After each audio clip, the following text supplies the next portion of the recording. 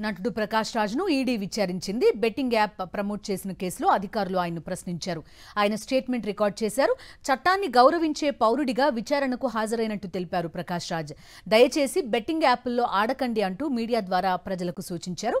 తనకు తెలియక ఒకే ఒక బెట్టింగ్ యాప్ని ప్రమోట్ చేశానని, ఇకపై ఇలాంటి ప్రమోషన్స్ చేయనని తెలిపారు ప్రకాష్ రాజ్.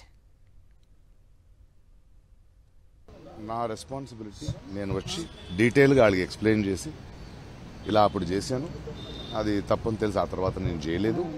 అండ్ నాకు ఇప్పుడు దాకా ఏ పేమెంట్ తీసుకోలేదు, ఎందుకంటే నా మనసాక్షి పరంగా నేను తీసుకోలేదంటే వాళ్ళ అకౌంట్స్ అన్ని చూసి సరేనండి మీరు చెప్పాల్సింది చెప్పండి అని డాక్యుమెంట్ చేసుకుని దేసే విల్ గో మళ్ళీ రమ్మని లేదు, అయిపోయింది.